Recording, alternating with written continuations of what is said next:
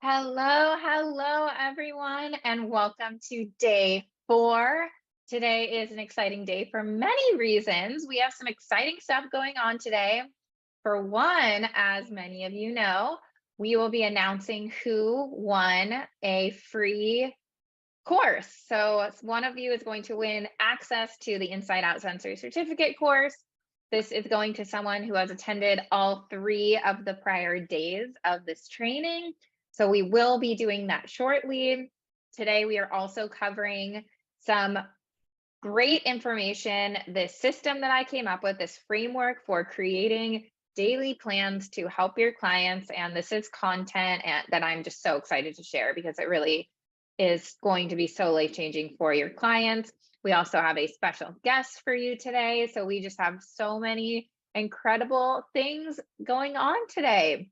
So first of all, we will do our drawing very, very soon, but I would love to hear, type in the chat. And if you're watching live, we would love for you to type in the chat. Even if you're watching recorded, please type in the chat. We do go back and we do look at all of the comments that come in, but I would love to know what has been like one aha moment you have had so far this week.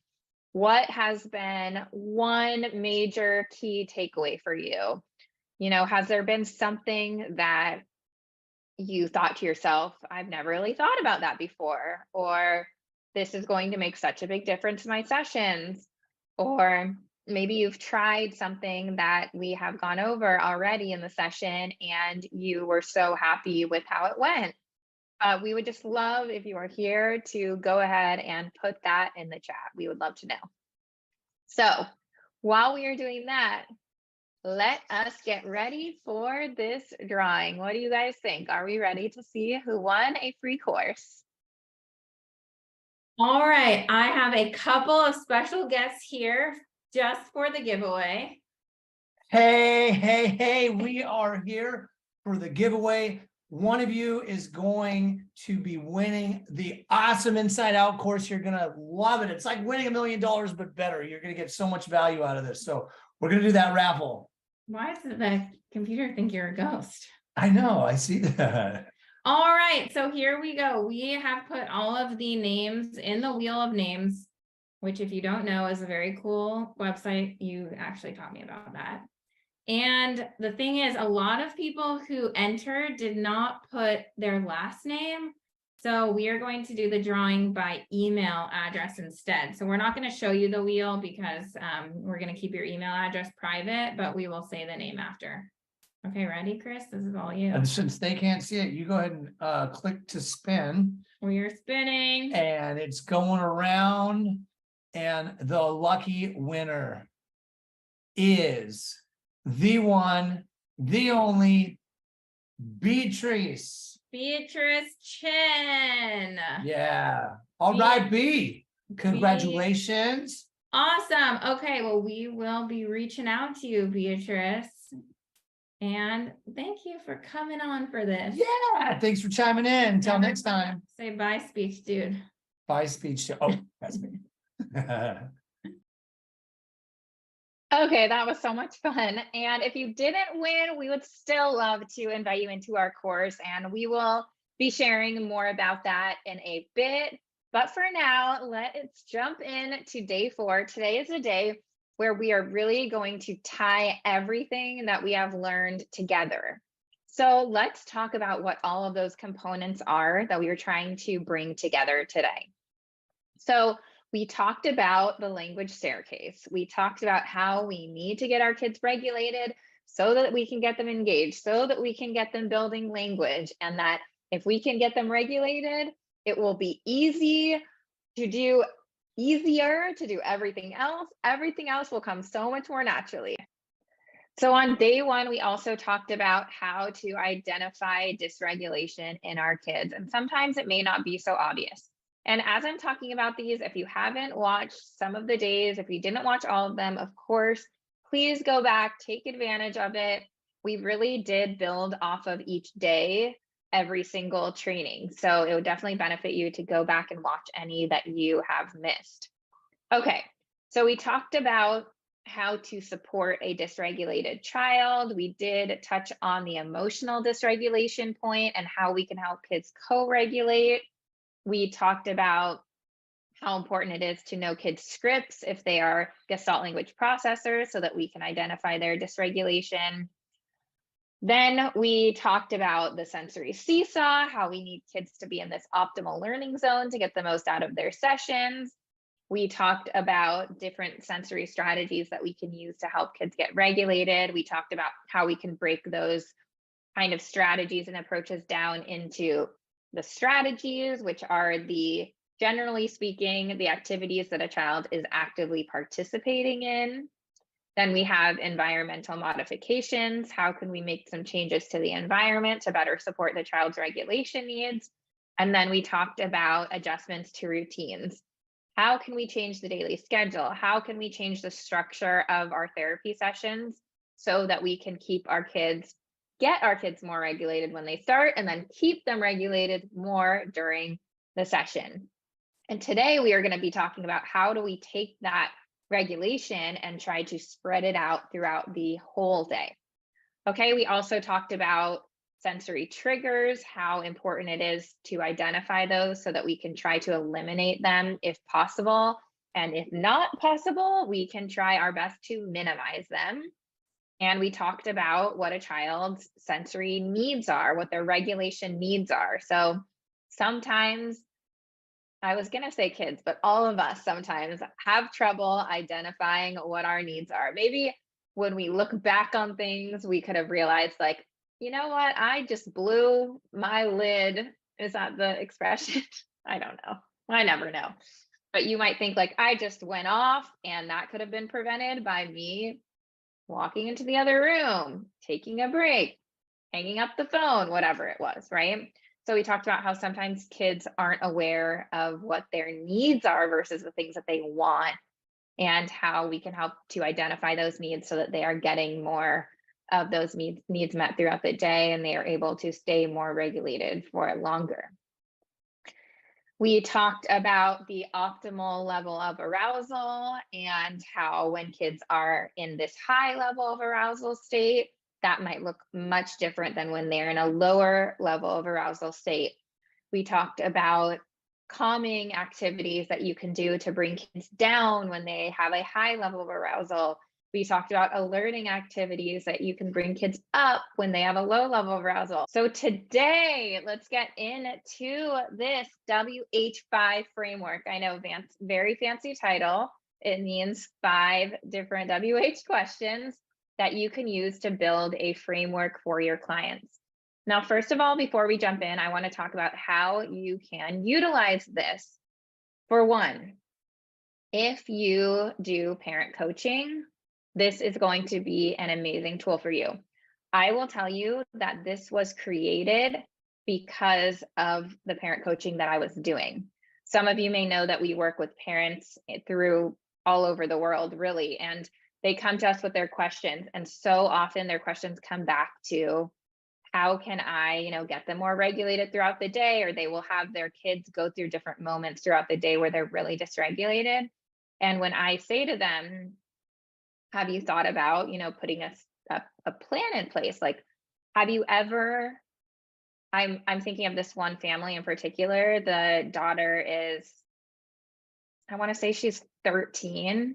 And I had this conversation with the mom, and super bright girl. I mean, lots of sensory differences, but like very capable and very aware of her body and able to have these conversations about her sensory system. And I said to her mom, because she was having meltdowns at different points throughout the day. And I said to her mom, have you ever kind of like looked at her day, written it all down with her, and then tried to figure out where she's melting down, what happened before that occurred, and what kind of, breaks or strategies you can use throughout the day to keep her regulated? And the mom said no, like they had never thought about having that conversation. But this is so cool because, I mean, depending on the kid and kind of their level of awareness of their body, you can have this conversation with 4 or 5-year-old kids up into adults, obviously, right? So this can be a tool that you use when parent coaching. So you can take this framework, you've got it in your workbook, and you can't see it with my thing. Look, I disappear. That's a good magic trick. So you can take this framework and you can turn this into a therapy session. You could turn this into 5 therapy sessions, right? You could milk this thing for all it's worth and create different therapy sessions out of each one of these WH questions.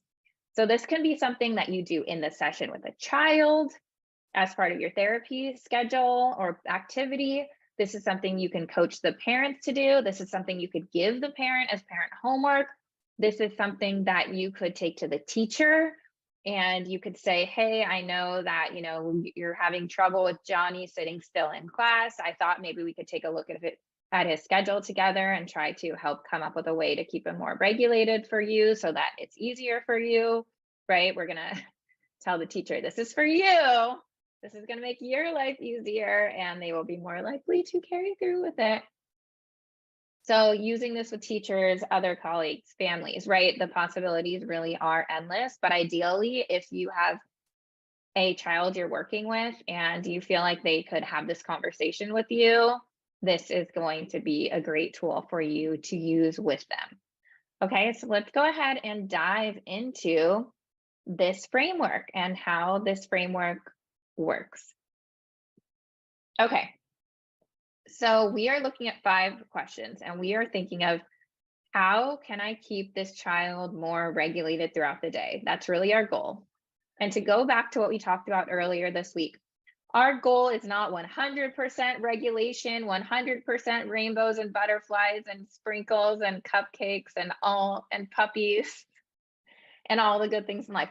Okay, none of us are 100% regulated 100% of the time. So this is just as much, this is truly meant to be proactive, right? We've been talking about proactive strategies all week. That is what this is for. This is meant to be a proactive tool so that you are setting that child up for success. You guys may remember the story I shared of autistic SLP and friend of mine, Jamie Boyle, who went through our Inside Out sensory course and she didn't expect, she went for her clients, but she came out with her own plan of what to do for herself. And her story was that she was just tolerating all of this input throughout the day and then coming home and having a meltdown. And with a plan in place and knowing what she needed to do, she was able to prevent those meltdowns from happening at the end of the day. And how often do we hear this from families? Like, I hear this all the time. Let me know if you guys hear it too. But I hear all the time, you know, like, oh, well, he comes home and he just like lets it all out when he gets home. Or he's so dysregulated when he gets home, or he spends hours doing X, Y, and Z trying to get regulated when he gets home. This is not uncommon. And how cool is it that just by having this easy conversation with families, and now you have a very easy framework to follow in order to have this conversation, this could, you know, truly impact the child's life and how the family is setting up the child's day for evermore. All right, so let's jump into the first part, which is the what. So this is where I want you to think of, what does the child need to be regulated? Or what items help the child either to be more regulated proactively, or you may even list things on there that help when they are already dysregulated. That is always good to know. So when I'm thinking what, I want you guys to kind of brainstorm, what are the actual items that are helpful for them? So maybe the child has, you know, fidgets. I can't remember if I told this story or not. My mom brain is just killing me lately. Did I tell the story, Melanie, about the little boy with his zippers? Or no, we have not heard the zipper story. Okay, because I told it to Chris the other day.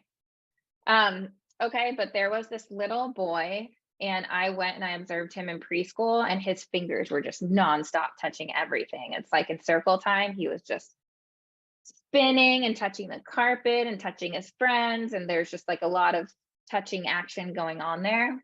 So I went on Amazon, bought some keychains that are like, they're like fidget keychains, right? Like the poppers, or they have these like, I don't know if you guys have seen these peas, but you squeeze them and these peas pop up.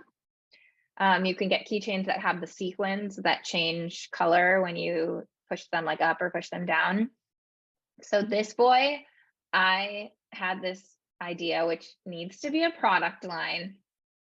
So one day, because it's not that easy to get keychains on zippers. But my idea was, how can I take these small keychains and then put them on his zipper, on his sweater, so that he just had access to them? And then it was like, I mean, debatable with the teacher and how flexible the teacher is. But I'm like, teacher can't complain. It's not just like a toy they're holding in the middle of the class. It is part of their sweatshirt. You know, it is serving a purpose. So I sent those home with him to take to class. And then it's like, there you go, right? It's right there in front of him. It's part of his clothing.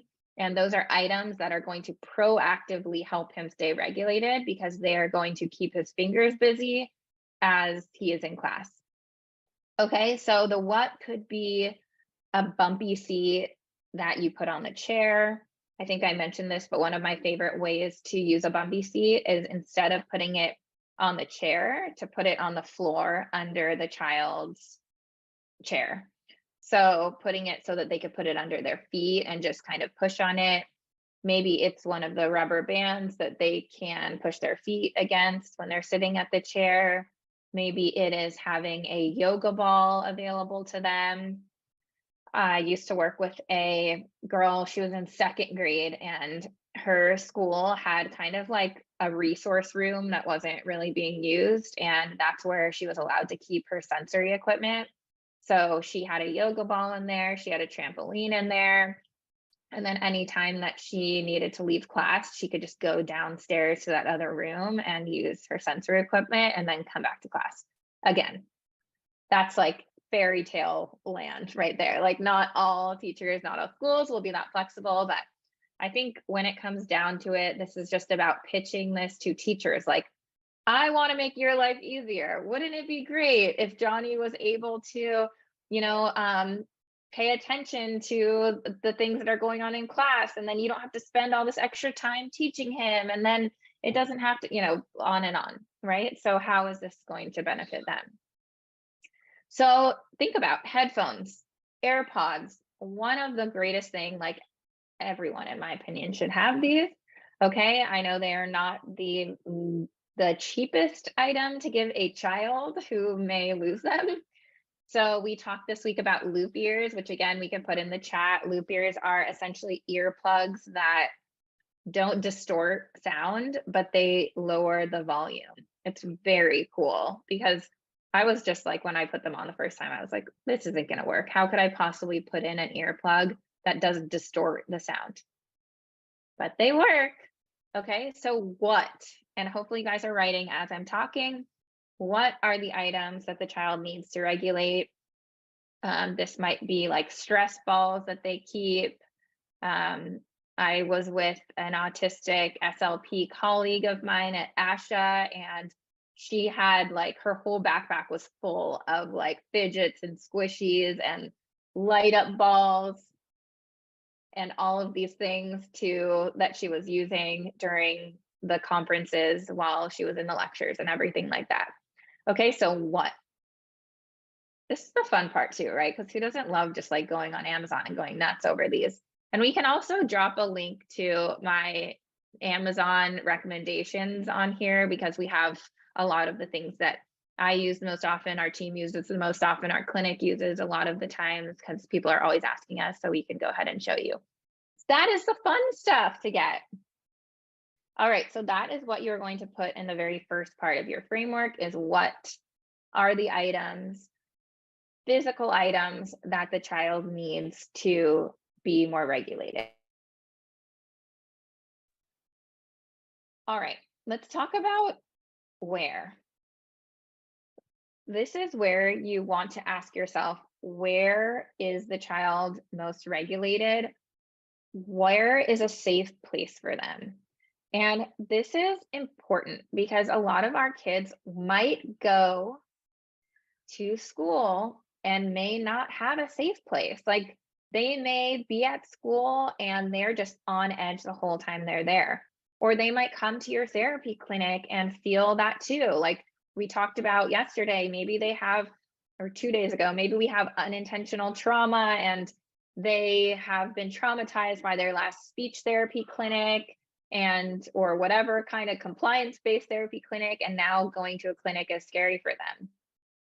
But we also know that in order for kids to, climb that language staircase, they have to feel safe. We all have to feel safe.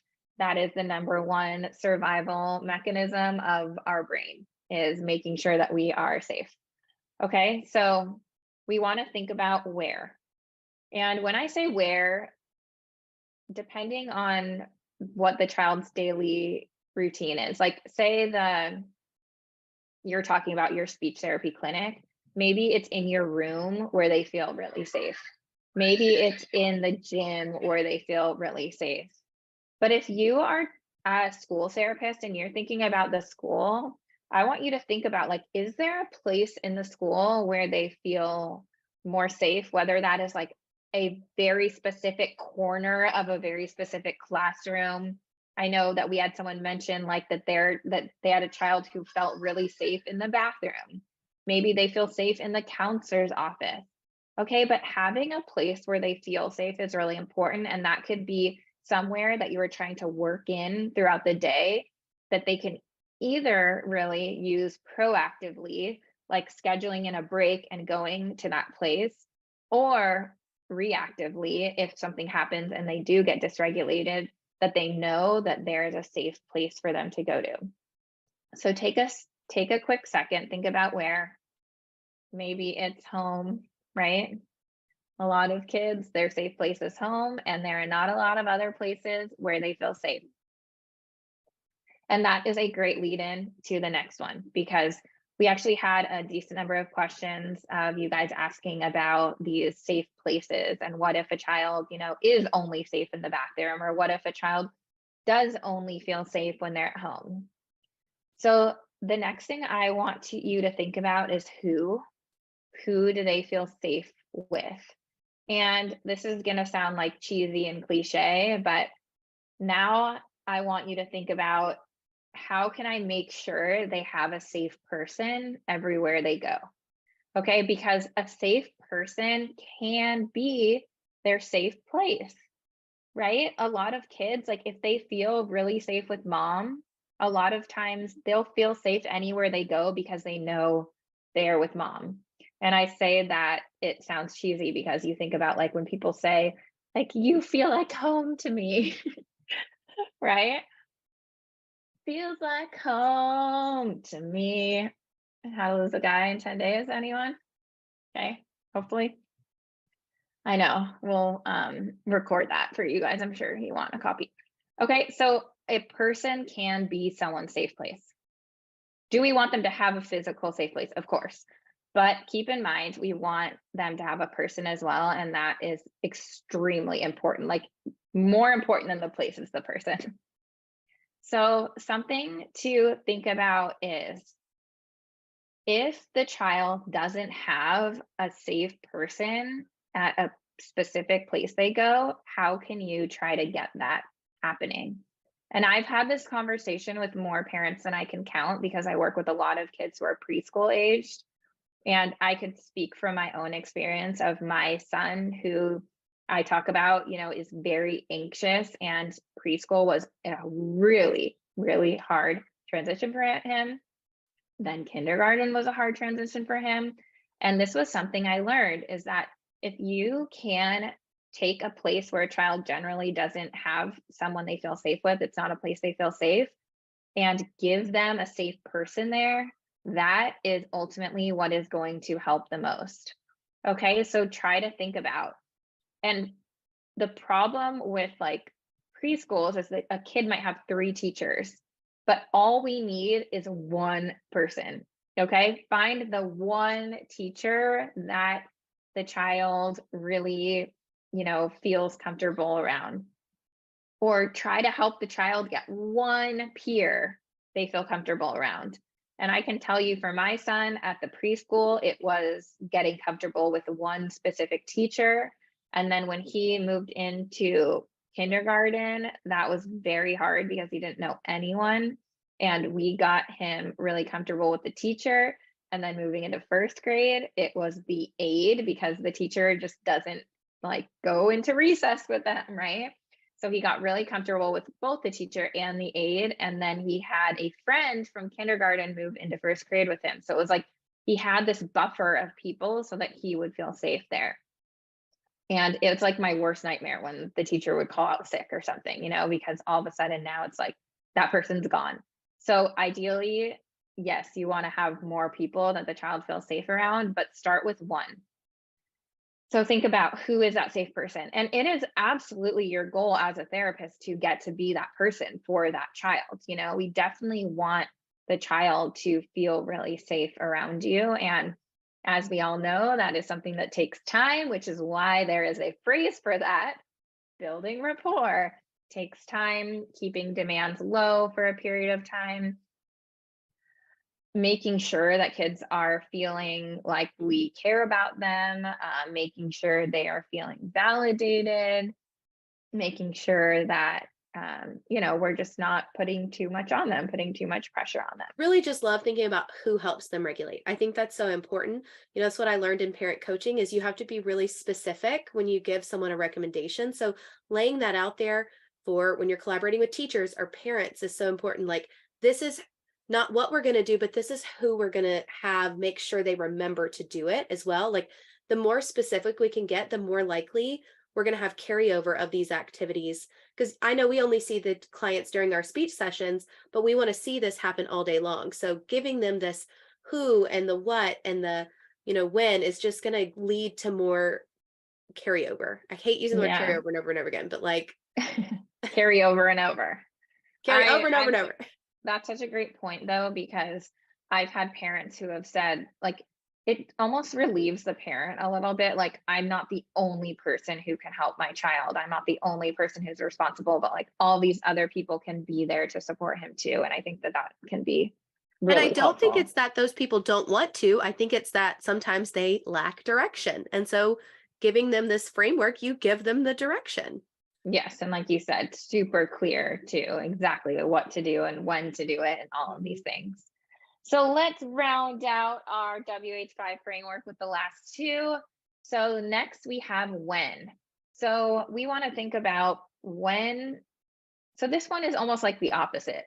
What we really want to know is when are times during the day that a child might get dysregulated, what's happening before that point, right? Because our goal here, like I keep saying, is to be more proactive. So if we can help them build in times throughout their schedule to get these needs met, give them times to take a movement break, give them time to take a break with their sensory fidgets, give them time to get out there and take a lap, you know, walk through the halls of the therapy clinic or walk around the school or something like that. So think about, when I think about a kid, what are these must-have time blocks in the child's schedule throughout the day? So for example, a lot of kids like need that recharge, refuel time when they get home from school. So for you and for the child that you have in mind, what are those time blocks that you feel like the child really needs? And that might mean movement break before coming to your therapy session. And you recommend the parent, like, hey, instead of waiting in the therapy room when you're 5 minutes early, why don't you take a few laps around the building? It could be as simple as that. So starting to think about when are the times during the day the child might have points of dysregulation. Not that we can predict all of them, but a lot of times we will see patterns in kids' behaviors over the course of days. So what are those kind of points? And then what time blocks would be beneficial to add into their schedule so that they are getting what they need? So in this case, I would just do a run through with the family of what the child's daily schedule is, ask them when they struggle the most, ask them what is hard for them, what are the challenging moments, what happened before, and how can we protect their time. You've probably heard people tell you that. Protect your time, protect your time.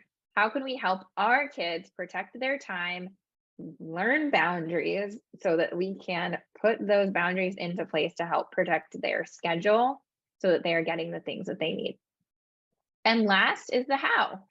And that is where we are putting down all of our solutions for getting the child's sensory needs met, which is everything that we have talked about so far this week. So what you can do is go ahead and go back through your workbooks from the previous days and start to pull those places where you listed the strategies, where you listed how can I modify the environment, where you listed how can I adjust the routines, and all of the things that the child needs and what are going to help them the most. Okay, so this is where we want to make sure that after we have that schedule built out, the how is what am I putting into that schedule, right? So it's, I know the time, but what does the child need in that schedule? So maybe the child comes into your session and is really just like groggy and drowsy. So maybe that time right at the beginning of the session, they need to do those alerting activities. They need to get on the mini trampoline. They need to bounce. You need to sing. They need some energy. Okay, so the how would be using the trampoline, singing, high energy, and the when would be right at the start of the therapy session. And then maybe it's when the kid leaves your therapy session and they go home and they're just feeling really overwhelmed and they need some calm, some downtime. So the when is after they get home. The how is maybe they're going to have a snack first of all, which is very regulating for many of us, but they are going to use their light projector, where I told you guys about this hit in our house, which is like you push a button and it projects stars up onto the ceiling. So maybe they're going to go into a dim room with their light projector and their weighted blanket, and they're going to have a snack when they get home.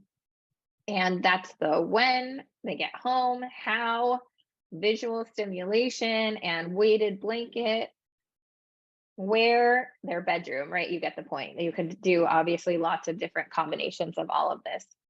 So think about, let's avoid their triggers. Let's give them what they need. Let's figure out the points in the day when they need those different types of stimulation, times when they need more energy, times when they need to be calmed down. And this is truly just as simple as writing out the child's daily schedule with the parent and just going through what does their day generally look like. And of course, you can use all of these strategies just specific to your therapy session as well. I think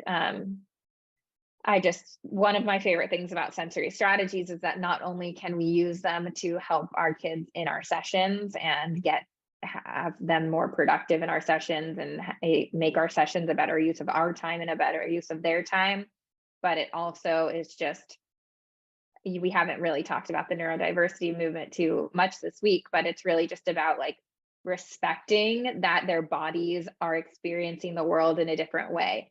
When a child has sensory differences, it's not just that they're having bigger reactions maybe to sensory input or smaller reactions. It's their body is processing this information in a different way. They're experiencing the world in a different way. So that's why it is so important to really honor their sensory needs. And that's just something that we can make such a big impact in their lives by doing. Yeah, I love all of that so much. And just listening to you talk about this framework and the neurodiversity movement, it got me thinking about this win a therapist in our program shared with us. I was like, just so happy for her because she came to us. She was working with a 17-year-old client after school, obviously, because he's 17, he goes to school. And so, it's hard when you have these clients who they go to school all day and then the only time they get to do therapy is after school. Where is their break? Where do they get their wind down time? And she was struggling to connect with him, but then she started rethinking how her sessions were running. And the first thing she did was she was telling me is that they went for a walk. So they would just, when he got to the session, they just took a quick walk around, not go straight from, being in the car to being at another table. And then when it was time to do any, more structured activity, because whatever his goals were, I can't remember. I think they were like literacy related. But when it was time for that, she just made sure that he had unrestricted access to fidgets. So like I've been here squeezing this ball this whole time.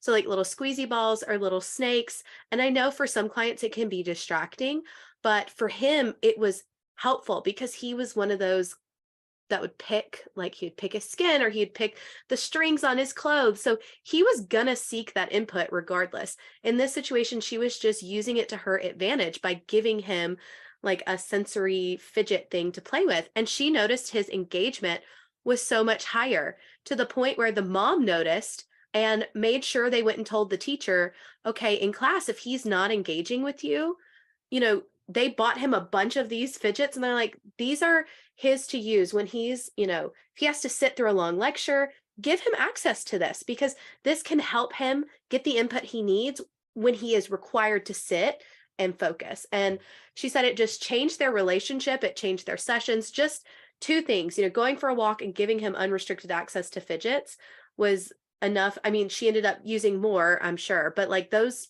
two quick adjustments and additions to her sessions just completely changed their relationship and how well he was willing to like come in and work with her. It was so amazing to hear. All right. So, like I said earlier this week, one of our goals for the week is to highlight therapists who have been able to implement sensory strategies in their sessions and to show you that it can be easy and it is doable no matter where you are, no matter who you're working with. So, I'm so excited to be able to introduce you to Kelly Morris, who is an SLP, who is one of our sensory course participants.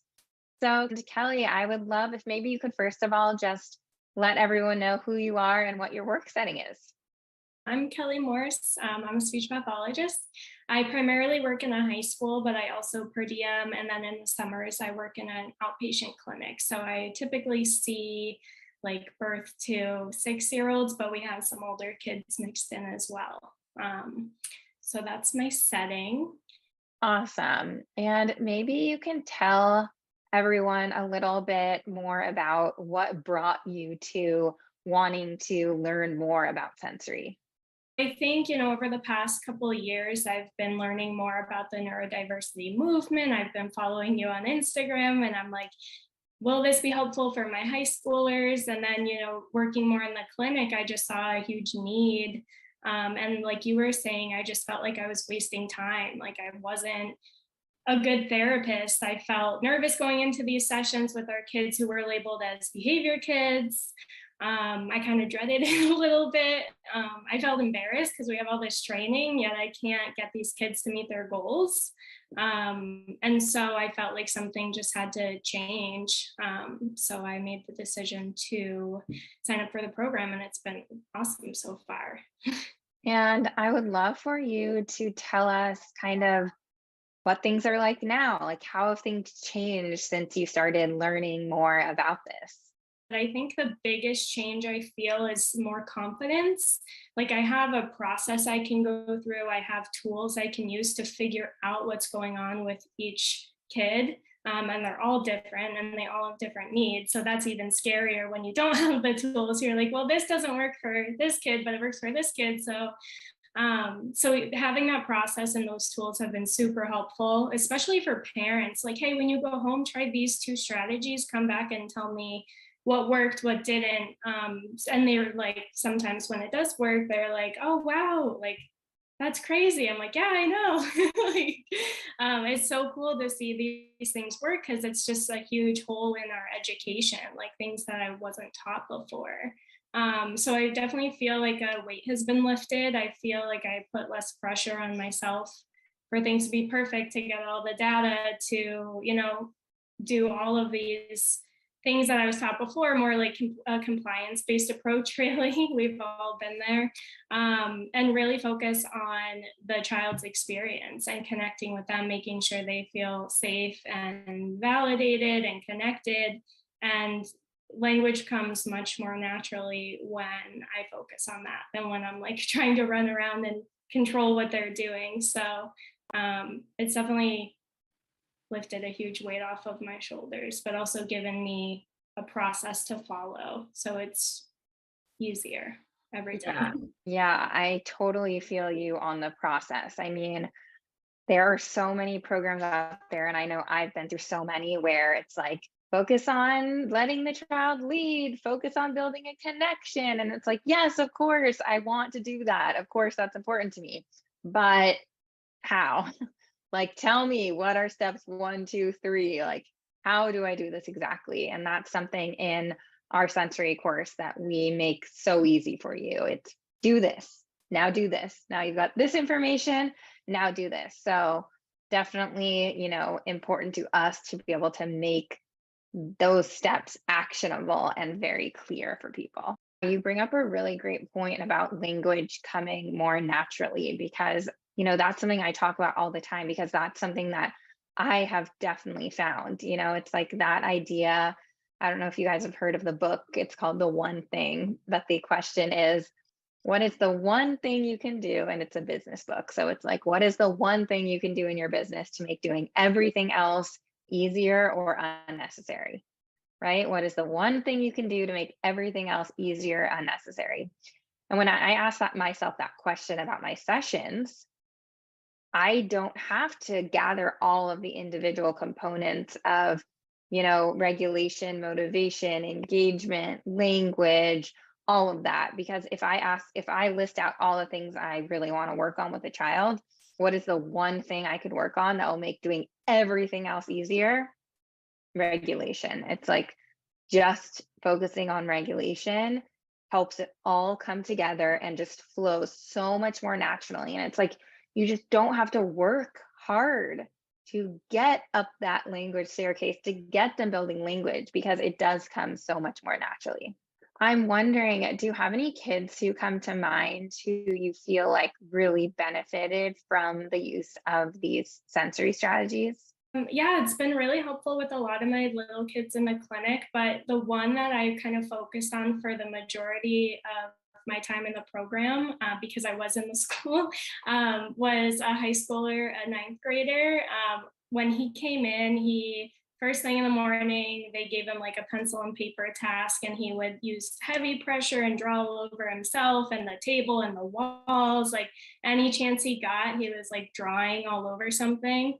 And of course, they tried all the compliance-based approaches and none of them worked for him. So when I learned more about his sensory needs, we started implementing some strategies first thing in the morning before any demands were placed on him. And his attention improved. He started like greeting people in the morning. The teacher was like shocked at how much knowledge he could show when he was regulated. And I'm like, yeah, this stuff works. Like, we need to do more of it. So getting teachers on board was kind of a challenge, but as he's seen progress, like it's gotten a lot easier. But in therapy, I used to do a lot of like table-based activities. And it was really hard because his engagement was not there. He would look around for paper to rip up. He would kind of wander around. And so I'm like, what am I doing? But now we do a lot of like movement-based tasks. I have like sensory bins that he absolutely loves.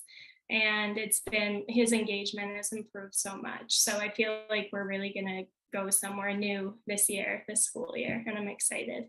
That's so exciting. That's so awesome. I know. I feel like there will always be kids who just stick out in our minds. It's like, I'm going to remember that one, I feel like I signed up for him, even though it benefits all my kids. Like, I feel like I was like, I need to do something more for him. Like, I'm not doing enough and I don't understand enough about it. So, yeah.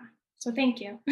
Okay. I have got a question for you. Tricky question, not to put you on the spot, but what would you say to someone who has been kind of eyeing the sensory course and on the fence about it, but they just don't know if it is an investment that they want to make?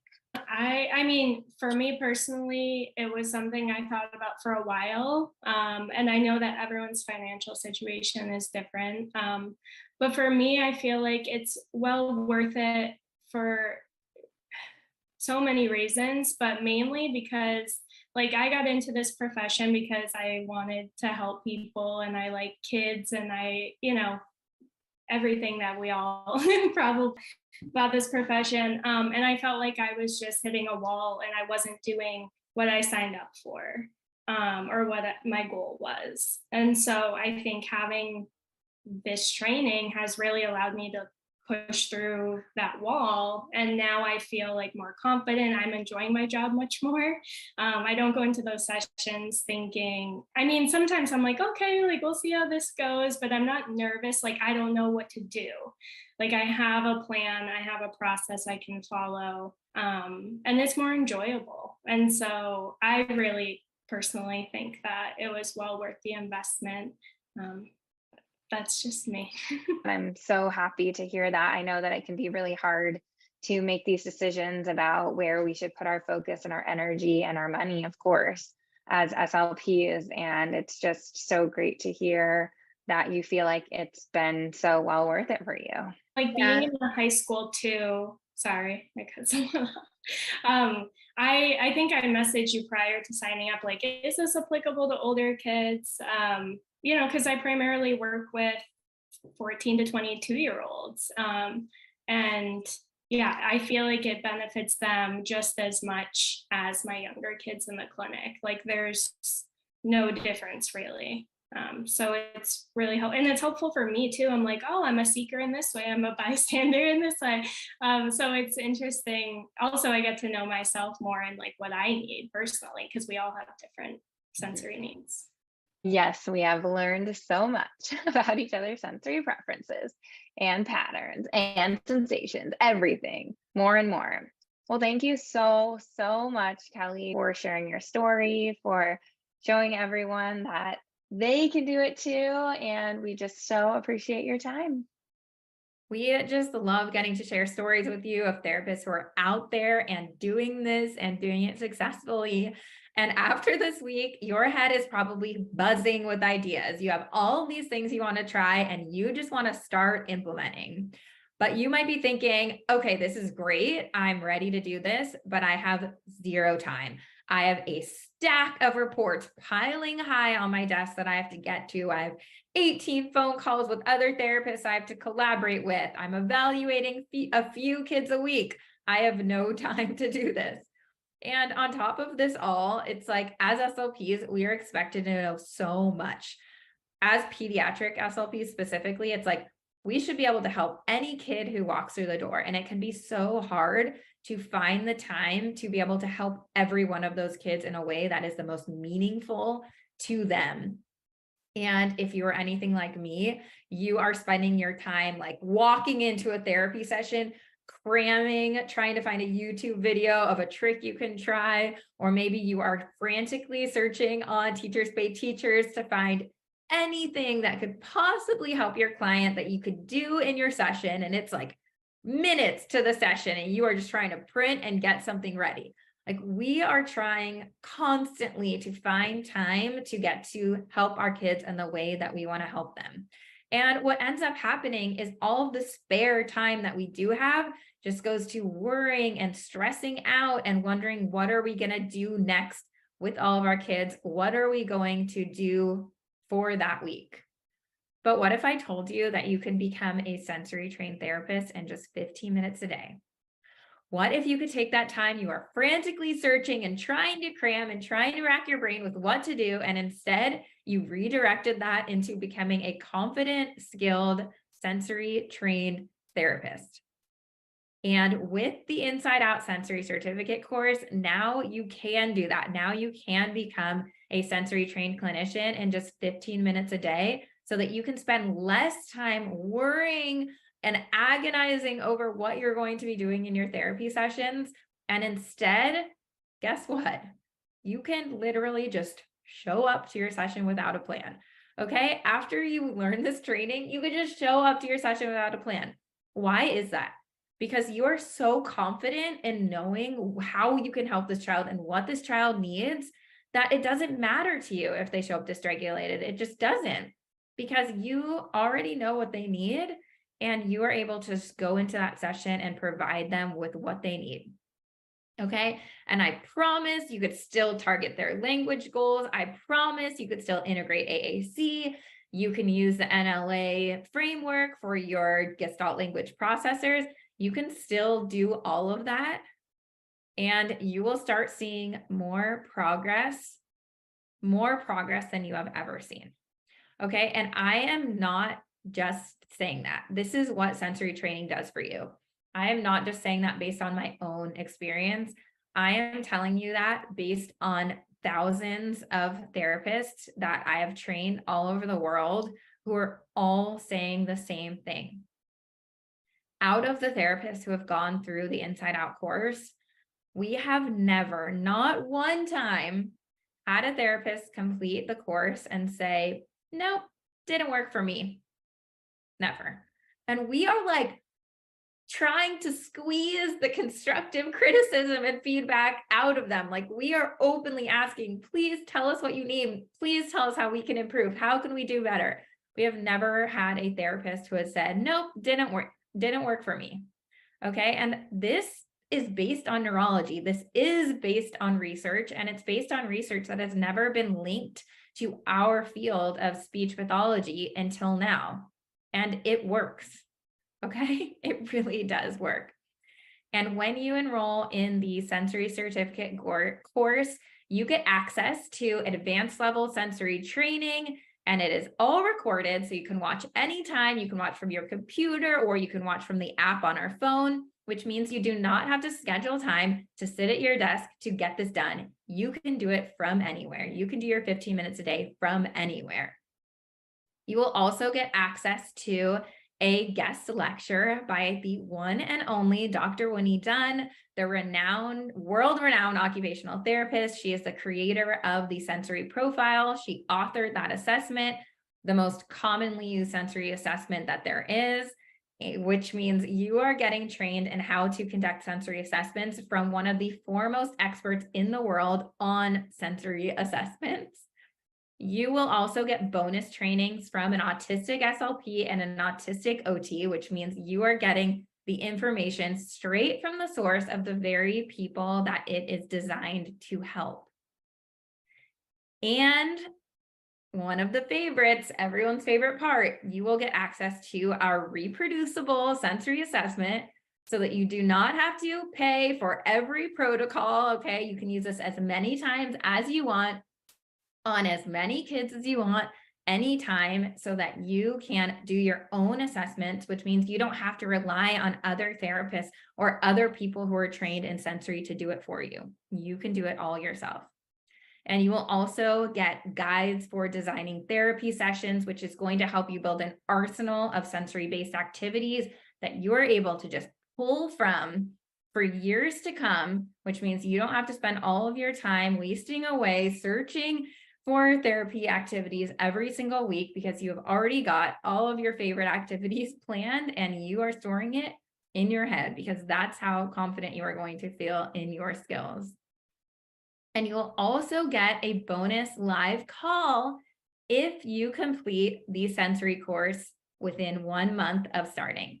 So if you complete it within 1 month from now, you will get a bonus call, which means you will get all of your case-specific questions answered, and you will get to meet with our team, and we will help you out and make sure you feel great about your newly acquired sensory knowledge. So that is if you stick to your 15 minutes a day and you complete the course within 1 month. Okay, 15 minutes a day, that is all it takes.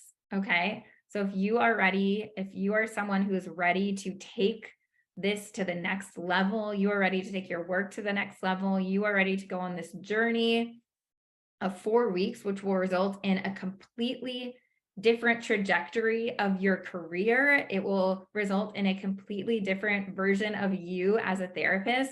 Then we would love to invite you into the sensory certificate course. And if you are someone who not only wants to get this sensory training, but you truly want to become a highly specialized sensory trained therapist, and you want to get there as fast as possible, then you can grab one of our 5 spots in our brand new accelerated Inside Out Inner Circle program. The accelerated program will give you what you would normally get in 1 year in just 3 months. So it will give you the results it would normally take a year to get in just 3 months. You will work with me directly in this program, and we are going to skyrocket your results in a very short amount of time. This is the first time ever that we are offering this accelerated version of the program. And the investment for this program is $2,197. It is $2,197, and we only have 5 spots. Now, the Inside Out Sensory Certificate course is $997. And we have a very exciting bonus for the first 10 people to enroll. So the first 10 people to enroll will get a case review from our team so that you get a chance to get individualized feedback on one of your clients, which means that you will be able to skip a whole bunch of steps in the assessment process and get the guidance of what you need to do right now. Okay, so that is going to the first 10 people to enroll. So we wanted to answer some of the questions that we very often get about our programs. The first question that we get asked all the time is, can I get professional development hours? The answer is yes, absolutely.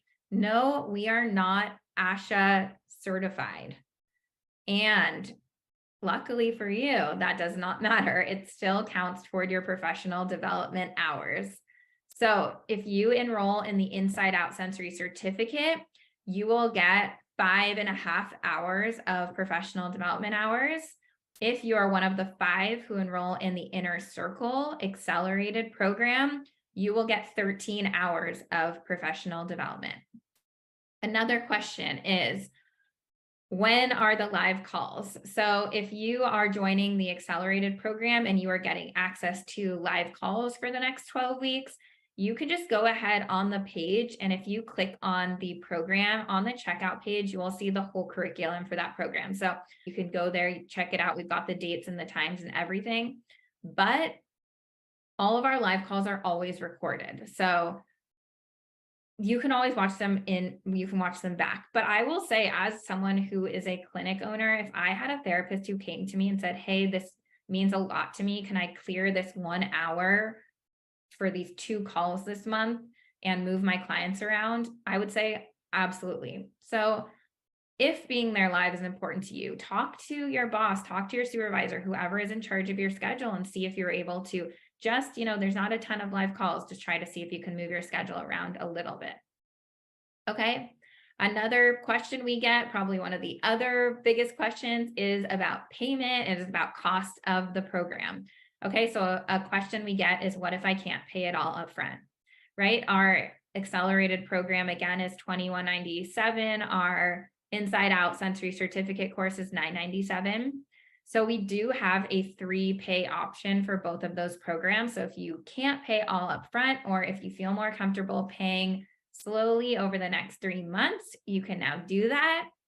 You do save $200 if you pay in full for the Inside Out program. And if you pay in full for the accelerated program, you save $300. So you do get savings if you pay in full, but if you're more comfortable paying in a few parts, you can do that as well. So if you are someone who wants to take your work to the next level, if becoming a sensory trained SLP is really important to you, we would absolutely love to have you in our course or in our accelerated program.